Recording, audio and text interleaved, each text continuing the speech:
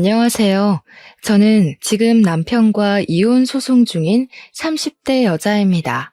남편은 아직도 이혼할 수 없다고 버티지만 저는 더 이상 남편과 시댁이 소름이 끼쳐서 같이 살 수가 없네요. 어떻게 사람 하나를 바보처럼 만들 수가 있는 것인지 아직도 이해가 되지 않습니다. 그 일을 떠올리면 남편에게 이혼 소송이 아니라 고소를 하지 않은 게 다행이라고 말할 정도였으니까요. 남은 평생 반성하면서 용서를 구해도 모자랄 판에 어쩔 수 없다는 말만 내뱉는 남편이 정말 끔찍하게 느껴지네요. 치를 떨게 했던 제 시댁 이야기를 이제 말씀드리겠습니다. 남편과 저는 꽤 오랫동안 연애를 하고 결혼하게 되었습니다. 무려 5년을 사귀고 결혼했으니 만난 시간이 짧은 건 아니었죠. 결혼 전에는 남편이 자신의 상태를 몰랐을 테지만 미리 알았다고 해도 남편은 제게 아무 말 하지 않고 결혼을 했을 겁니다. 짧지 않은 시간을 함께 보내고 결혼했습니다만 역시 결혼은 연애와 다르더군요. 연애 시절과는 다른 남편의 모습에 처음에는 제가 그동안 만나왔던 사람이 맞나 싶었죠. 사람이 확 바뀐 건 아닌데 뭔가 힘이 빠진 사람처럼 보였다고 할까요? 무언가 사람이 자신감 없는 것처럼 보이면서 맥 빠진 사람처럼 보였습니다. 연애 시절에는 항상 자신감이 넘치고 활기가 있던 사람이 그러고 있으니 걱정이 되었습니다. 회사에 무슨 일이라도 있어서 저러는 건가 싶었죠. 자기야, 회사에 무슨 일이라도 있어? 요즘 왜 그래? 축 처져서 무슨 일이 있으면 나한테 말이라도 해봐. 그래야 도울 수 있는 일이면 같이 도와주지. 아니야, 별일 아니니까 신경 쓰지 않아도 돼. 진짜야, 신경 쓰지 마. 남편은 스스로 별일 아니라고 했지만 남편만 바라보는 저는 속이 참 불편하더라고요. 제가 어디선가 들은 바로는 남자도 혼자만의 시간을 가지는 게 중요하다고 하더군요. 그래서 자꾸 이유를 캐물으면 남편이 짜증을 낼까 싶어 남편에게 혼자만의 시간이 생기도록 많이 노력했습니다. 남편의 기운 빠진 모습은 하루 이틀을 넘어 한 달이 넘어가도 좀처럼 좋아지지 않았습니다. 무슨 일 때문에 저렇게 우울해 보이나 싶어도 무슨 일인지 말을 안 해주니 알 수가 없었죠. 그 맥 빠진 모습은 1년 가까이 유지가 되었습니다. 처음에는 걱정하던 저도 익숙해져서 그냥 그런 사람인 걸 내가 몰랐나라고 생각할 정도로 착각을 하게 될 정도였죠. 결혼한 지 1년쯤 될 때였습니다. 남편은 외동아들이었기에 다른 시부모님들처럼 저희 시부모님도 임신을 바라셨습니다. 시댁에 가면 은근슬쩍 제게 왜 아직 소식이 없는지 물어보시는 겁니다. 왜 아직 소식이 없니? 옆집 정인애는 결혼한 지 3개월도 안 되어서 임신했다고 하던데 그 신혼여행에서 아기 들어서는 게 뭐더라? 시어머니의 말에 시아버지가 대신 대답하셨습니다. 허니문 베이비라니까. 맞다. 허니 베이비 가졌다고 하더라. 너희는 왜 소식이 없니? 혹시 피임하고 그러냐? 결혼했으면 애를 가져야지. 절대 피임 같은 거 하지 마라. 허니문이래도. 시끄러워. 내가 말하고 있잖아. 당신은 좀 끼어들지 좀 마. 며느리 앞에서 내 체면 좀 생각해. 저희 시댁은 주도권은 시어머니의 독재 체제였습니다. 아버님은 어머님이 시키면 시키는 대로 하시는 분이셨죠. 그런 건 안 하니까 걱정하지 마세요. 저희도 노력하고 있어요. 보통 큰 이유 없으면 3년 이내로 생긴다고 하네요. 그래, 그런 건 안 한다고 하니까 다행이다만 그래도 신경 쓰고 해라. 너도 이제 신경 쓸 나이잖아. 저는 작게 네 하고 남편과 시댁을 나왔죠. 그때만 해도 기다리면 아이가 자연스럽게 생기겠지 하고 별 대수롭지 않게 여겼습니다. 그런데 결혼 3년 차가 되어도 아이가 생기지 않자 어머님의 추궁이 다시 시작되었죠. 너희 아직도 피임하고 있니? 내가 전에 하지 말라고 하지 않았어? 왜 아이 소식이 없는 거야? 저희도 애 낳고 싶어요, 어머니. 그런 거 안 한다고 말씀드렸잖아요. 제 말을 들은 어머님의 두 눈이 동그래지시는 겁니다. 지금까지 저희가 아이가 안 생기는 것은 피임 탓이라고 생각하고 계셨나 보더라고요. 아이고, 그게 무슨 말이냐? 피임을 하지 않는데도 아직도 아이가 안 들어선다는 말이야? 산부인과는 가봤니? 검사는 해봤어? 속사포 같은 어머님의 말에 대답했습니다. 그럼요. 아무 이상 없다고 기다려보라고 했어요. 너무 걱정하지 마세요. 요즘은 다 임신이 늦어진다고 의사 선생님께서 그랬어요. 3년간 기다렸는데 뭘 더 기다리라는 거냐? 너희들 나이는 생각도 안 하니? 더 기다렸다가는 환갑에 아이 낳을 거니? 안 되겠다. 너 내일 오후에 시간 비워둬라. 알았지? 나랑 같이 갈 데 있으니까.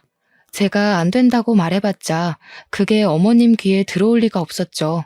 회사에 반차를 쓰고 어머님을 따라 나서야 했습니다.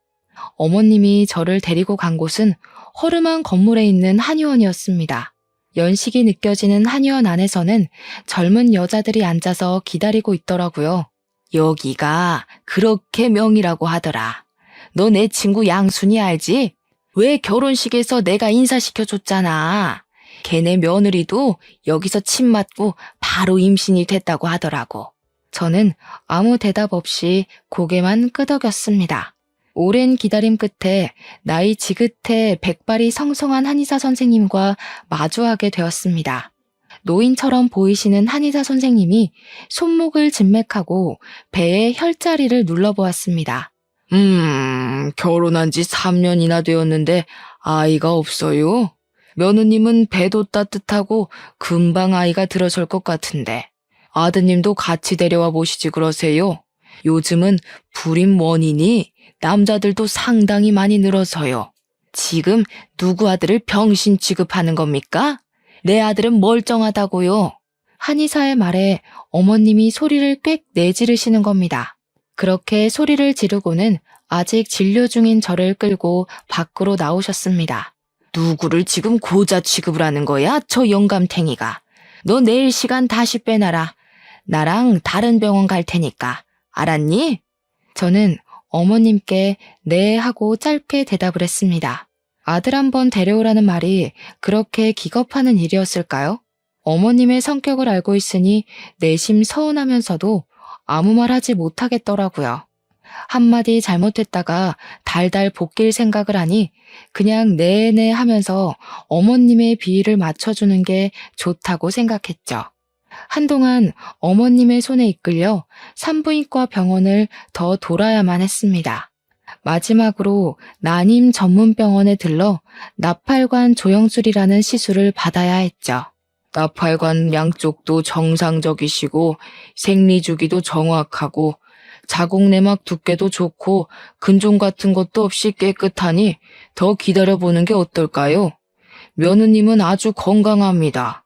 얼마나 기다려야 아이를 가질 수 있는데요? 정 그렇게 급하시면 인공수정이나 시험관을 해보는 방법도 있습니다.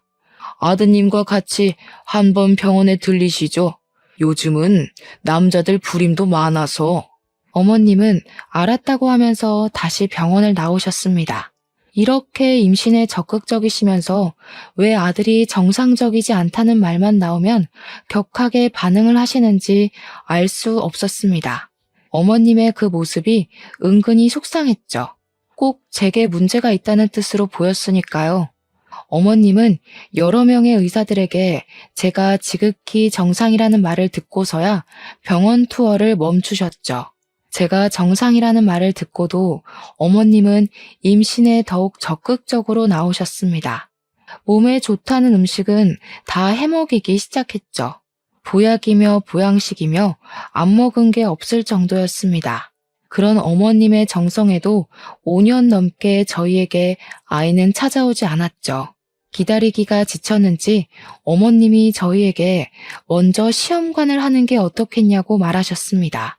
아이가 쉽게 생기지 않을 것 같으니까 시험관을 해보는 건 어떻겠니? 보통은 나팔관이 막혀있지 않으면 인공수정을 하는 게 일반적인데 어머님은 인공수정을 건너뛰고 시험관을 하라니 깜짝 놀랐습니다. 그런데 제가 병원에 다녀왔을 때는 시험관보다 인공수정을 해보라고 하던데요. 바로 시험관을 하는 건 좀 그렇지 않을까요?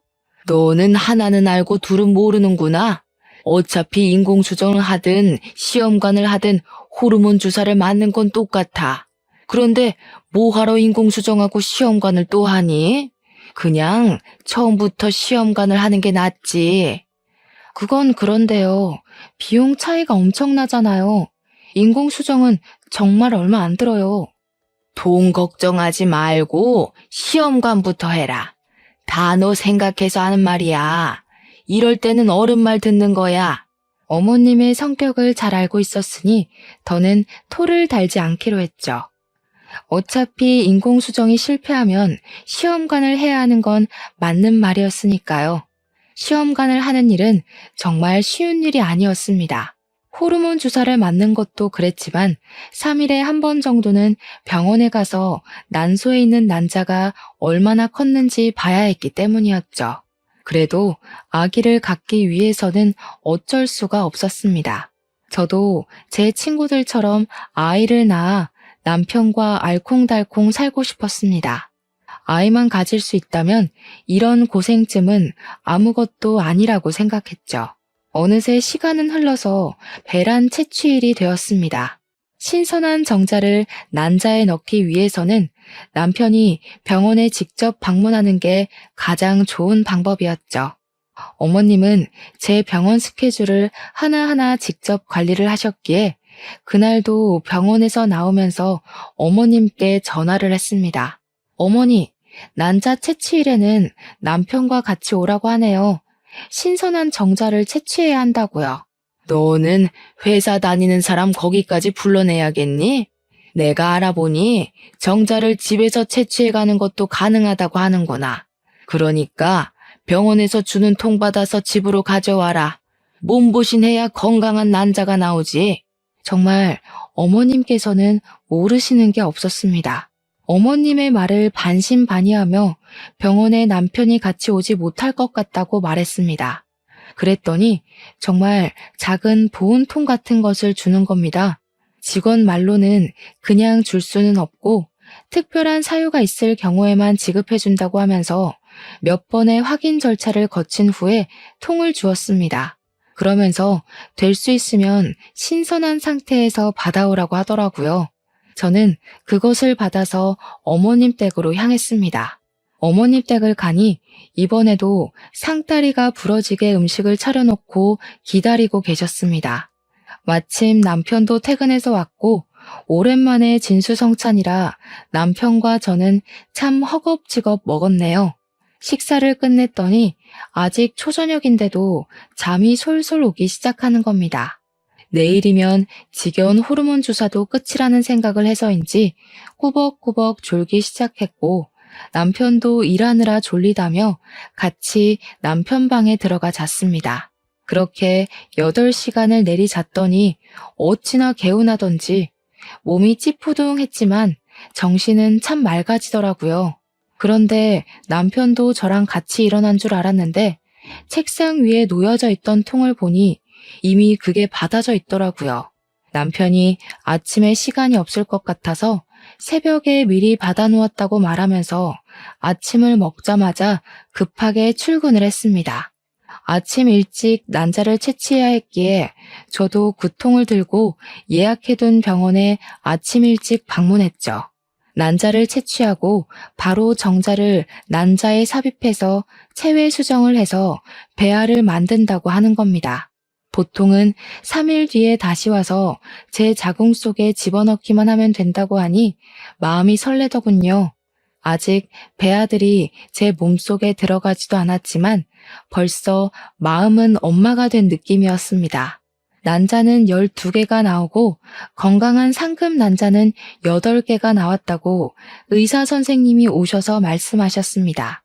상급 난자가 많이 나올수록 건강하고 튼튼한 배아들이 많이 생긴다고 하셨어요.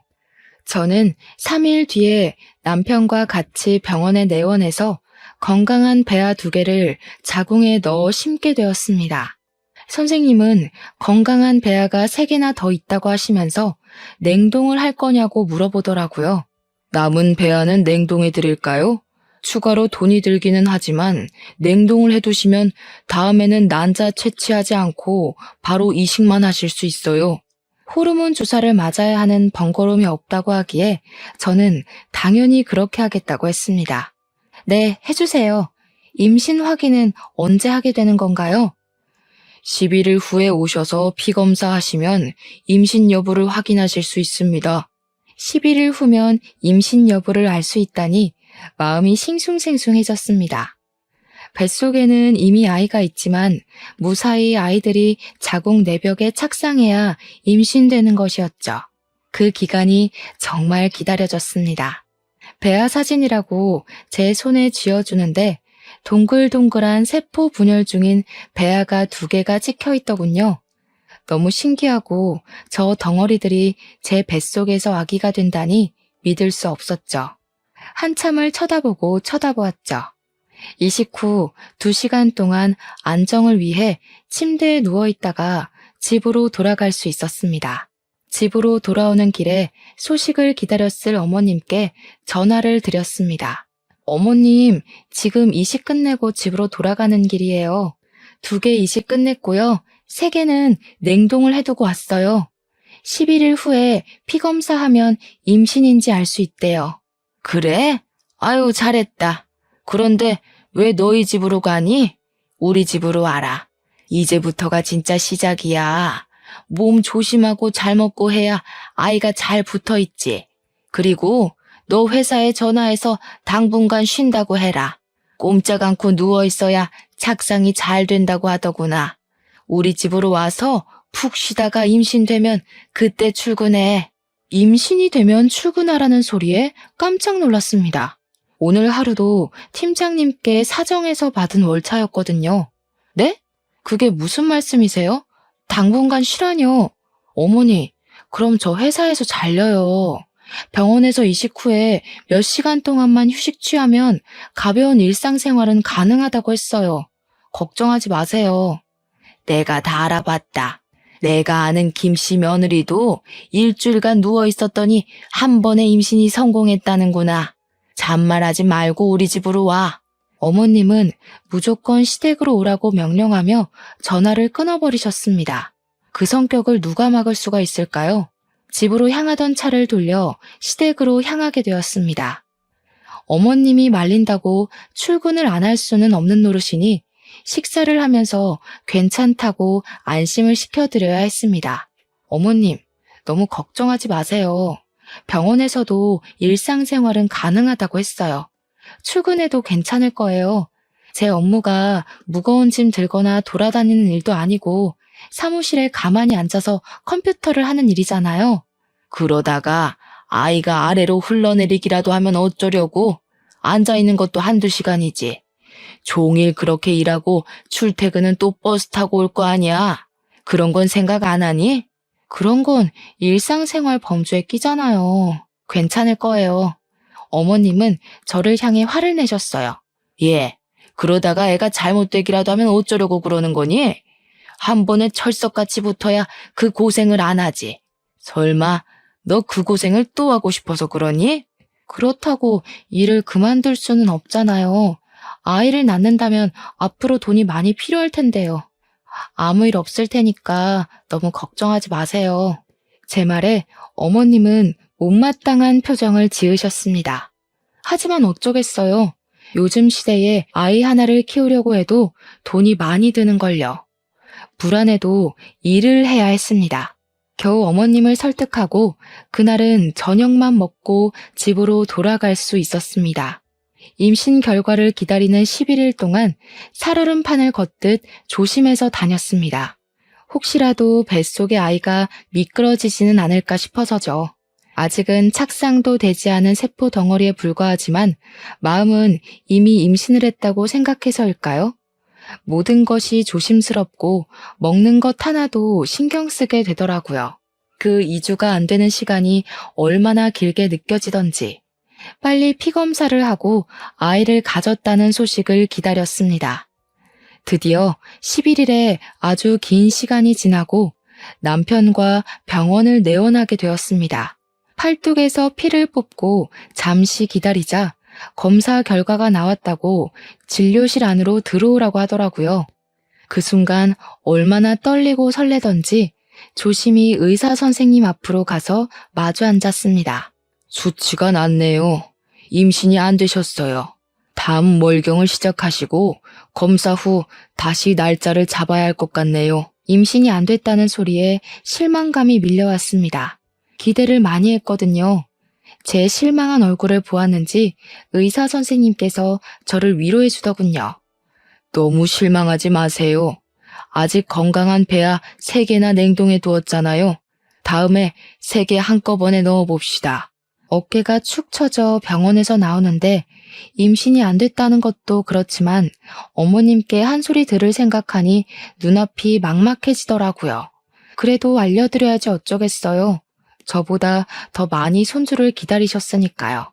어머니, 병원에 다녀왔어요. 그런데 임신이 안 되었다고 하네요.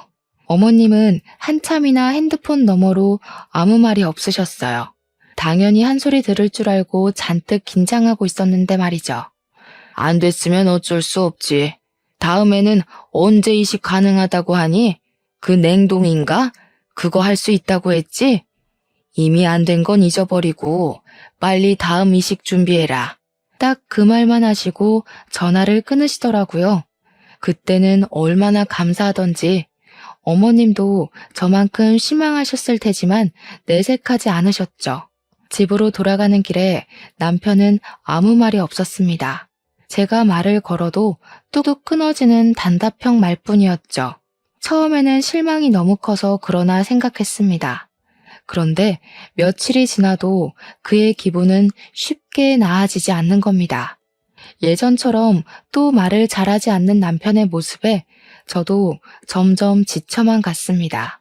착상에 실패해서 저도 예민할 수밖에 없었던 상황이었고 이제는 남편에게 말 거는 것조차 포기하고 말았습니다. 그렇게 서로 대화를 잃어간 채 한 달이 지나버렸고 어김없이 생리가 터지고 말았습니다. 생리가 터질 것을 알고 있었지만 정말 실망스럽더군요. 사람 마음이 그렇잖아요. 혹시라도 기적이 일어나지 않을까 하는 마음이요. 저는 다시 병원을 내원하고 피검사를 하고 이식 날짜를 잡아야 했습니다. 호르몬 주사를 맞지 않을 뿐이지 복잡한 건 똑같았습니다. 다시 이식날이 되어 병원 천장을 바라보고 있는데 마음이 복잡해지더라고요. 이번에는 3개나 넣는데 혹시 새쌍둥이가 되는 거 아닐까? 아니면 저번처럼 3개 다 실패하는 건 아닐까? 별별 생각이 다 들었습니다. 그래도 이번에는 제발 한 녀석이라도 잘 붙기를 기다렸습니다. 그때 어머니께 전화가 왔습니다. 이식은 끝났니? 이번에는 편하게 쉬어라. 회사에 쉰다고 말도 하고. 알겠니? 그래야 그 고생을 또 안 하지. 네, 어머니. 회사에도 내일 모레까지 쉬겠다고 말하고 월차 당겼었어요. 너무 걱정하지 마세요. 아유, 달랑 이틀 쉰다고 아이가 달라붙는다니? 더 쉬어야 하는 거 아니야? 저도 그러고 싶은데 더는 눈치가 보여서 뺄 수가 없네요. 다른 직원들도 일이 있다고 해서요. 최대한 마음 편히 쉬려고요. 그래, 너희 집으로 가지 말고 이쪽으로 와. 그래야 푹 쉬지.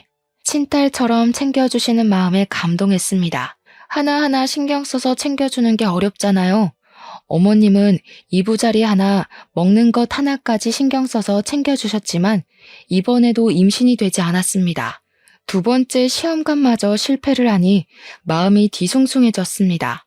큰 문제가 없으면 착상이라도 했을 텐데 그럴 기미조차 보이지 않았으니까요. 간혹 면역 이상이 생겨 배아가 착상하지 못하게 하는 경우도 있다고 했거든요. 하지만 저를 가장 힘들게 한 건 바로 남편의 무관심이었어요. 고생했다. 그 한마디가 그렇게도 어려운 걸까요? 남편은 그 한마디조차 제게 해주지 않는 겁니다. 모든 일을 남일처럼 방관하는 남편이 너무 얄미워 죽겠는데 어머님께서도 저번처럼 그냥 넘어가시지 않으셨죠. 너는 무슨 애가 2번씩이나 아이를 흘려보내니? 정말 너한테 큰 문제가 없다고 했니? 나는 아무래도 그 병원이 못 믿었다. 어떻게 2번이나 실패할 수가 있지? 다른 집 며느리들은 척척 잘도 붙더구만. 아유, 내가 말을 안 하려고 해도 안 할 수가 없다. 어머니, 정말 죄송해요. 저도 이번에는 정말 조심한다고 했는데 제 아이들이 아니었나 봐요. 말은 그렇게 했지만 속으로는 서러워 미치겠더라고요. 저도 엄마가 되고 싶고 아이를 품고 싶은 마음은 간절한데 왜 임신 실패는 전부 여자 탓인 걸까요? 차라리 여자가 아니었다면 이런 고통은 안 겪어도 되지 않았을까 하는 생각도 들었죠. 아무튼 다음에 다시 시험관 준비해라. 이번에는 직장을 그만두고서라도 임신을 해야지. 이렇게 해서 어느 세월에 임신한다니? 직장을 그만두라는 말에 숨이 턱 막혀왔습니다. 제 모든 인생을 임신에만 매달려야 하는 건 아니잖아요. 어머님이 직장까지 그만두고 임신에 집중하라고 하는데 저는 그러고 싶지 않았습니다. 꼭 아이를 낳고 살아야 될 필요도 없고요. 상황에 맞춰 살면 되는 거 아닐까요? 그래서 처음으로 어머님께 반기를 들었습니다. 대답 안 하고 뭐하고 서 있는 거야? 직장 안 그만둘 거니? 응? 그렇게 해서라도 아이를 가져야 할 거 아니야. 조금 쉬었다가 하면 안 될까요? 연속으로 2번이나 시험관을 했더니 몸이 너무 축난 것 같아요. 몸이 회복되고 나서 할게요. 그게 무슨 말이야? 하려면 바로 해야지. 아이가 너를 기다려주기라도 한다던? 바로 해라. 벌써 너희가 아이를 못 가진 게 몇 년인지 알기나 하니? 벌써 낳아도 2-3명은 낳았겠다. 저희 결혼 기간이 짧진 않은 시간이었지만 한 번에 임신하려고 하니 심적으로 부담이 되었습니다. 어머님의 말도 틀린 말도 아니었죠. 지금 멈추면 언제 다시 할지 모르는 일이니까요. 당시에 제가 가장 무서웠던 건 제 배를 찌르는 호르몬 주사가 아닌 이식 후 11일을 견디는 시간을 다시 겪어야 하는 것이었습니다. 설레고 기대했던 그 시간이 피검사 한 방으로 쓸려 내려가야 했던 그 경험을 다시는 하고 싶지 않았죠. 남편이라도 옆에서 거들어주면 좋겠다 싶었는데 그는 그럴 생각이 없는지 멀뚱멀뚱 핸드폰만 들여다보고 있는 겁니다. 자신은 편하게 정자만 빼주면 그만이라는 것처럼요. 첫 시험관 실패 후 그는 계속 그렇게 무관심의 상태로 지냈습니다. 저는 어떻게 해서든지 남편의 아이를 가지고 싶어서 노력하는데 제게 관심조차 주지 않는 것은 너무하다고 생각했죠. 정말 몸이 힘들어서 그래요. 한 달만이라도 쉬었다가 다시 하겠습니다. 안 된다니까 그러네. 너 나이가 몇인지는 아니? 언제 아이 낳아서 키울래? 아직 젊으니까 언제까지 젊을 줄 아는 거냐? 너 혹시 정말 몸에 이상이라도 있는 거 아니냐? 그러지 않고서야 배알을 5개나 넣고도 임신이 안 되었다는 게 말이나 되는 일이야? 어머님의 말에 서러웠습니다. 눈물이 볼을 타고 왈칵 쏟아져서 손으로 눈물을 닦아냈습니다. 그 상황에서도 남편은 핸드폰만 쳐다보고 있는 겁니다. 속이 뒤집히려고 하는데 어머님 옆에 있던 아버님이 남편 대신 말을 거들어 주셨죠. 아유, 그만 좀 해. 며느라기가 울잖아. 한 달 쉰다고 안 생길 아이가 생기는 것도 아니고 생기려면 때 되면 생기겠지. 지금 이 양반이 알지도 못하면 가만히 앉아서 텔레비전이나 봐. 내가 지금 며느리랑 이야기 중인 거 안 보여? 유일하게 제 편을 들어주던 아버님은 어머님의 핀잔에 입을 다물고 시선을 텔레비전으로 돌리셨습니다. 그 상황에서 제가 할 수 있는 것은 알겠다는 말밖에 없었습니다. 마음이 내키지 않으니 집으로 돌아오는 내내 정말 시험관을 다시 해야 하는 게 맞는 건지 의문이 들었죠. 정말 너무하다고 생각하지 않아? 나는 어떻게 해서든지 당신 아이 가지고 싶어서 노력하는데 당신은 뭐야? 어머님이 바로 이어서 하라고 다그칠 때 한마디라도 거들어줄 수는 없어? 꼭 그렇게 핸드폰만 들여다보고 있어야 해? 나보다 핸드폰이 더 중요하냐고. 남편도 제게 신경질적으로 반응을 했습니다. 내가 무슨 말을 해야 하는 건데? 시험관 실패한 건 당신이지 내가 아니잖아. 그런데 나보고 무슨 말을 하라고 그러는 거야? 자기가 하기 싫으면 그냥 하기 싫다고 말하면 되잖아. 당신도 아이 가지고 싶어서 그만두겠다는 말 안 하는 거 아니야? 남편의 말에 기가 막혔습니다. 남편의 말은 꼭 저 혼자 아이를 가지고 싶어 안다라는 사람 같았죠. 본인은 아이를 원치 않았다는 듯이 말이죠. 당신은 아이를 원하지 않는다는 소리야? 왜 시험관으로 생기는 아이는 당신 아이 같지가 않아? 저번부터 왜 그러는 건데? 난 당신만 있으면 돼. 아이 없어도 괜찮다고. 그런데 당신이나 어머니는 아이를 안 가지면 큰일 나는 사람들처럼 구니까 그렇지. 뭐? 내가 언제? 나는 어머님이 시키니까 그대로 따랐을 뿐이잖아. 당신도 결혼한 지 1년도 안 됐을 때부터 어머님이 나 앉혀놓고 한 이야기 다 들었잖아. 그런데 왜 내 탓을 하는 거야? 당신이 아이를 원하지 않았으면 어머님께 한마디 했어도 됐잖아. 이제까지 아무 말 없이 가만히 있었으면서 왜 나를 아이 못 가져서 미친 사람처럼 말하는 거냐고. 내가 언제 아이 못 가져서 미친 사람이래? 적당히 해도 되는데 정도를 넘어서니까 그렇지. 그러니까 어머님 성격을 잘 아는 당신이 그 한마디를 해주었으면 되는 거라고. 저희는 그렇게 같은 말을 하면서 한참을 싸워야 했습니다. 그리고 어김없이 어머님의 재촉이 시작되었죠. 생리는 시작했니? 생리하면 병원에 다녀와야지. 시험관 빨리 하고 아이를 낳아서 살아라. 그래야 사람 사는 정도 느끼는 거야. 내 말 알겠지? 어머님, 저희 아이 없어도 괜찮을 것 같아요. 그이도 아이를 가지고 싶은 마음이 별로 없는 것 같고요. 저도 이번에 아이에 대한 마음 내려놓았어요. 핸드폰 너머로 어머님의 분노가 그대로 전해져 왔습니다. 그게 무슨 말이냐? 아이를 안 가져도 된다니? 세상에, 내가 요즘 애들이 아이 안 낳는다는 말은 들어보긴 했다만 내 며느리한테 그런 말 들을 줄은 생각하지도 못했다. 시집 왔으면 당연히 자식을 낳아야 한다는 생각을 해야지. 그럼 뭐하러 결혼한다니? 당장 병원 가라. 알겠니? 변명할 틈도 없이 어머님은 핸드폰을 끊어버리셨습니다. 별 수 있나요? 이혼하지 않고 시댁과 연을 끊고 살 것이 아니면 어머님 말씀에 따라야죠. 저도 아이는 가지고 싶었습니다. 단지 시간을 여유 있게 가지고 몸과 마음이 회복하면 다시 시작하고 싶었던 거였죠. 다시 호르몬 주사를 맞으면서 난자 채취일이 되자 어머님은 저희를 다시 시댁으로 부르셨습니다. 저를 위해 어머님의 헌신적인 케어가 시작된 거였죠. 너희 내일 난자 채취하지? 오늘 우리 집으로 와라. 아들 거 받을 통도 챙겨온 거지? 꼭 들고 와라. 알겠지? 병원에서는 남편이 직접 와서 하는 게 가장 신선하다고 하는데요. 이번에는 남편이랑 같이 가서 받아올게요. 너는 무슨 바쁜 애를 자꾸 병원에 데리고 가려고 하니? 너도 일 그만두면 누가 너희를 먹여 살려? 잔말 말고 통이나 받아와. 제 생각으로는 신선한 정자가 성공률이 더 높을 것 같은데 굳이 정액을 받아서 가라니 이해가 되지 않았습니다. 남편과 충분히 갈 수 있는 시간이고 거리인데 말이죠.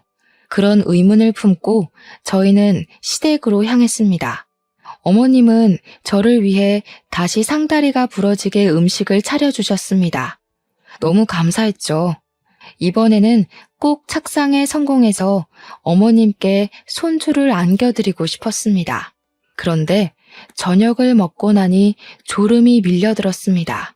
몇 달 동안 몸을 축내며 시험관을 하면서 최근에 체력이 많이 떨어졌는지 조금만 무리한다 싶으면 졸음이 쏟아져 왔거든요. 저녁 식사를 마친 상을 치우는 중에도 눈꺼풀이 감겨왔어요. 참아보려고 눈을 부릅떠도 눈이 감겨오는 겁니다. 서둘러 상을 치워놓고 남편의 방으로 들어가서 먼저 잠을 자게 되었습니다. 한 3시간 정도 잤을 때 목이 말라 깨고 말았죠. 그런데 거실에서 사람들의 목소리가 귓속에 들려왔습니다. 잠결이라 잘 들리지 않았지만 남편의 목소리라는 것은 확실히 알겠더라고요. 이거 꼭 계속해야 해요? 그냥 그만하면 안 돼요? 아이 없이 그냥 살겠습니다. 그게 저희에게도 더 좋을 것 같고요. 어머님께 그렇게 말을 해주니 남편이 제 앞에서는 내색 안 하더니 뒤로는 이렇게 내 편을 들어주고 있구나 속으로 뿌듯했습니다. 그런데 뒤에 들려오는 말이 조금 이상해지기 시작했죠. 그게 무슨 말이야? 아이는 있어야지. 아이 있는 것하고 없는 것하고 얼마나 차이가 크게 나는지 알기나 하는 거야? 이렇게 해서 낳은 아이가 제 아이예요? 아버지 아이잖아요.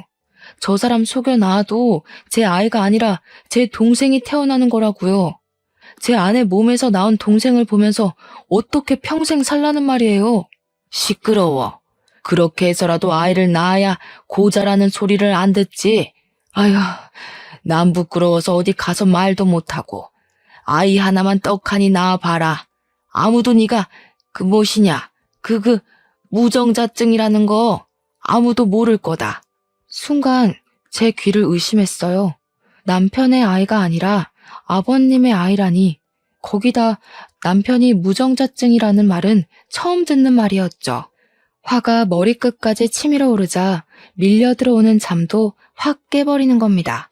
문을 벌컥 열고 거실로 나가자 세 사람이 놀란 토끼 눈을 하고 저를 쳐다보았습니다. 저는 남편에게 다가갔습니다. 그게 무슨 말이야? 방금 그 말 무슨 말이냐고. 사실대로 말해, 빨리. 남편은 저를 보고 깊은 숨을 내쉬더니 고개를 푹 숙이고 말했습니다. 미안해. 그동안 당신이 가져간 통에는 내 거가 아니었어. 우리 아버지 거였지. 나도 결혼 전엔 몰랐는데 결혼 직전에 갑자기 붉은 물이 나와서 병원에 갔더니 무정자증이라는 거야. 수치스러워서 아무한테도 말 못하고 어머니도 누구보다 손주를 원하시니까 내가 말 안 하면 그만일 거라고 안일하게 생각해버렸어.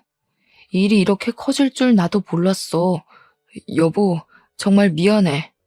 지금 그걸 말이라고 하는 거야? 무정자증을 처음 알았을 때 나한테 말해야 하는 거 아니야? 왜 어머님에게는 말하고 나에게는 말 한마디 안 한 거야? 그리고 병원에서 검사했을 때는 무정자증 판정이 안 나왔잖아. 그때는 병원 내원하기 전에 미리 아버지의 것을 받아갔었어. 몰래 아버지 것으로 바꿔치기 해서 검사를 한 거야. 당신이 아이를 너무 좋아하니까 무정자증이라고 말하면 이혼하자고 할까봐 말 못하겠더라고. 그렇다고 나를 속여서 아버님 아이를 낳게 하는 게 말이 되는 소리래? 정말 눈이 뒤집혀서 폭발할 지경이었죠. 그런데 남편 옆에 계시던 어머님의 말이 더욱 가관이었습니다. 누구 애든 낳으면 되지 않니? 어차피 너희 남편이랑 피가 섞인 건 마찬가지잖아. 뭐가 문제라고 이렇게 소란인 줄 모르겠구나. 이 문제가 얼마나 심각하고 잘못되었는지 모르시는 어머님의 모습에 경악을 했습니다. 저는 어머님을 향해 소리쳤습니다. 어머님, 지금 제정신인 거예요? 그렇게 나오면 뭐예요? 어머님이랑 피 한 방울도 안 섞인 아이가 생기는 거예요. 시아버님의 아이가 다른 여자한테서 생기는 거라고요. 그런 생각은 하나도 안 하셨나 봐요. 저는 도저히 이 미친 집구석에서 못 살겠습니다. 당신, 나랑 당장 이혼할 준비해. 저는 거독과 차키만 들고 시댁에서 뛰쳐나왔습니다.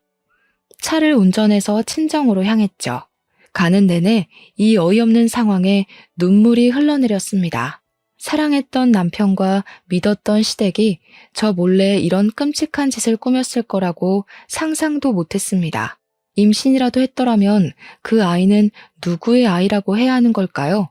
생각만으로도 끔찍했습니다. 연락도 없이 새벽에 친정으로 찾아가자 친정엄마 또한 놀라셔서 제게 남편과 싸웠냐고 물어보셨습니다. 저는 엄마에게는 아무 말도 하지 못했습니다. 그 일을 어떻게 설명을 해야 할지 막막하기도 했지만 다시 입 밖으로 꺼내는 제가 비참했거든요. 임신이 되지 않았지만 그게 시아버지의 시라는 말을 어떻게 할 수가 있었겠어요. 이혼이 진행되는 단 며칠만이라도 마음 편하게 주무시게 해드리고 싶었습니다. 하지만 시어머님은 그 며칠도 그냥 놔두지 않으셨습니다. 다음날 어머님은 친정집으로 찾아오셨죠. 너 이게 무슨 경우니? 오늘이 난자 채취일인 거 몰라서 병원에 안 가는 거야?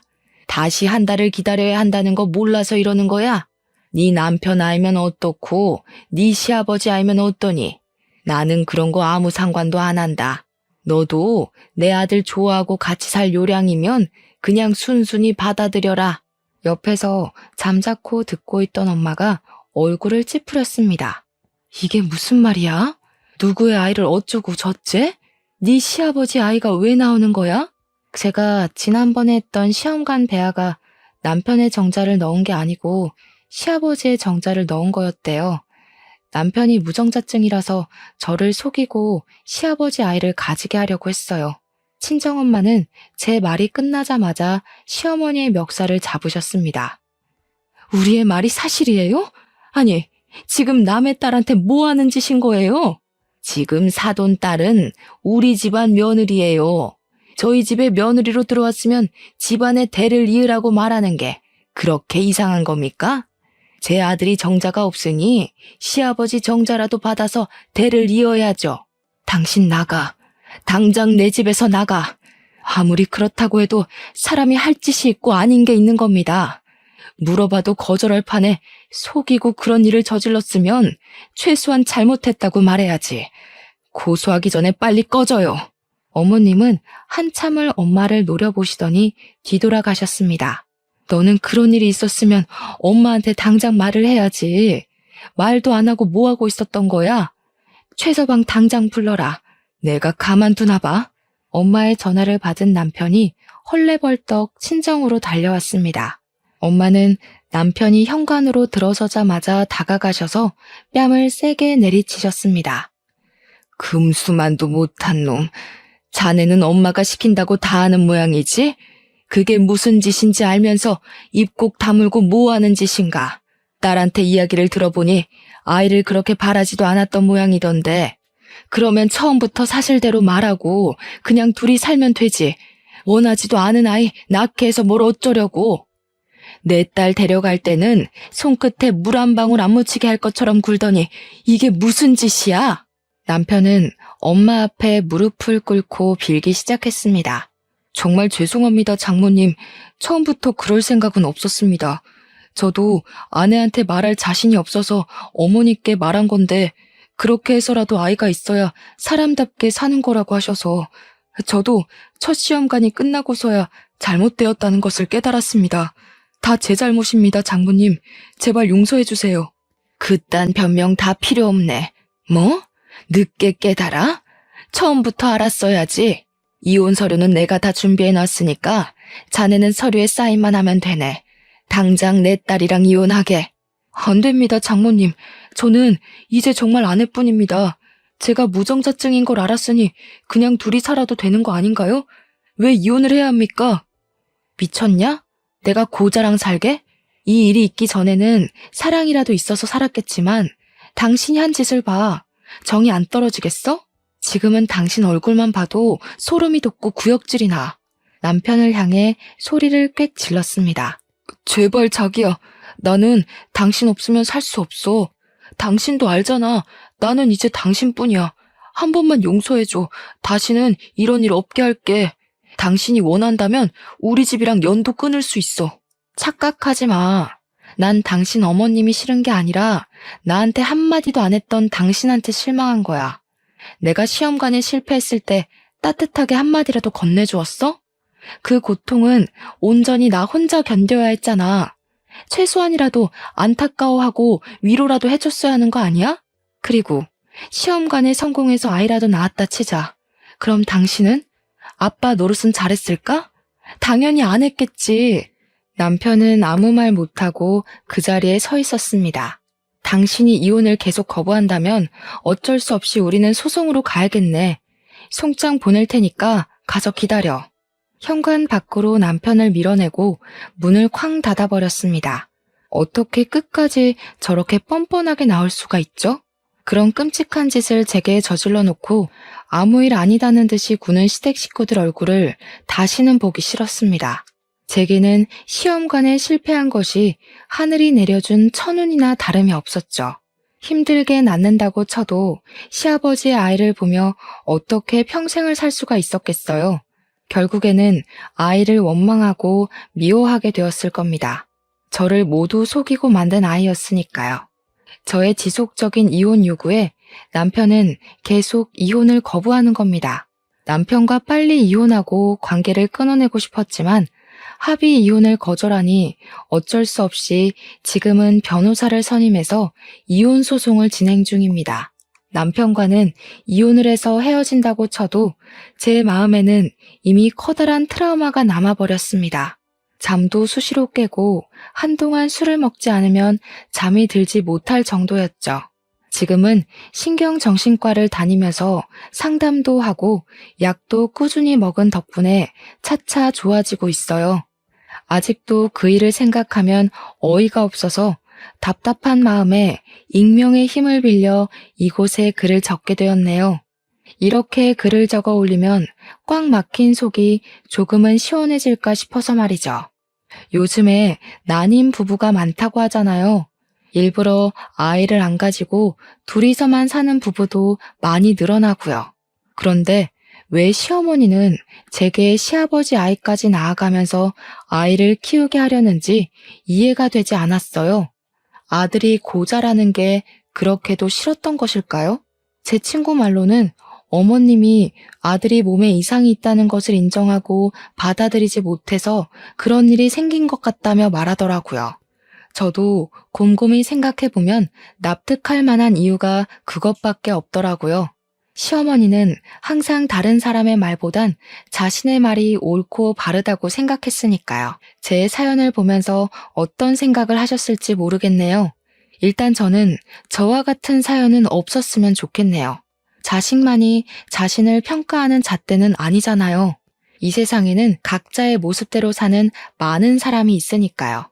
모두 즐거운 일만 가득하시길 빌면서 이만 긴 글을 줄이겠습니다.